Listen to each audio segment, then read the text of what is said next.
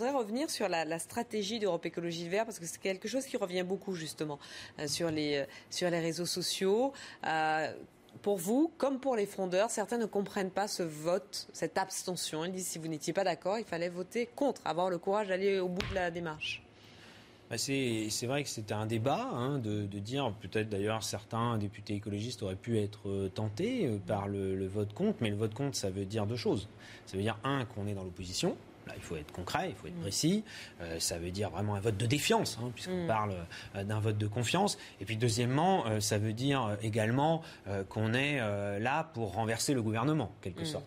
D'ailleurs, dans les vrais régimes parlementaires, vous savez que chez nos voisins allemands, par exemple, si vous faites ça, vous êtes obligé de dire quelle est la majorité alternative et le Premier ministre alternatif. C'est un exercice intéressant, parce que vous imaginez là une coalition allant de l'UMP, l'UDI, Front de gauche, et à laquelle se seraient rajoutés des socialistes et des écologistes. Ça n'aurait eu aucun sens. Donc nous avons décidé de faire ce vote d'abstention qui, en effet, peut susciter, demander des explications, parce que nous avions été 10 à voter la confiance il y a 5 mois. Nous avons considéré depuis 5 mois que les choses, non seulement ne s'étaient pas beaucoup améliorées, mais que le Premier ministre, le gouvernement, le Président de la République, quand il y a eu le remaniement fin août, ils auraient pu décider de rebattre un peu les cartes et de dire on va réouvrir un minimum de discussion politique avec la majorité, avec les groupes de la majorité, et réélargir le socle politique de ce gouvernement. C'est pas le choix qui a été fait. Le choix a plutôt été de se replier sur le précaré. On le retrouve dans le vote. Vous ne faites pas partie de l'opposition, mais vous vous montrez parfois extrêmement critique à l'égard du gouvernement, notamment par la voix de Cécile Duflot. Mais je crois que c'est nécessaire. On va pas se mentir.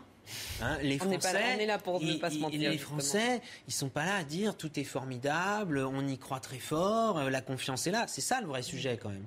Et honnêtement, ça concerne tous les partis politiques. La situation politique est extrêmement dégradée. Et donc, on ne va pas faire semblant. Donc, il faut à la fois, parfois, dire quand ça ne va pas. Moi, surtout, j'aimerais bien qu'on se remette autour de la table avec le gouvernement pour bâtir des projets en commun. Quand on le fait, ça marche. Sur l'énergie, ça marche. Sur la réforme territoriale, j'aimerais bien qu'on le fasse un peu plus. Je pense que ça pourrait marcher. C'est une réforme qui est attendue par les Français. Alors,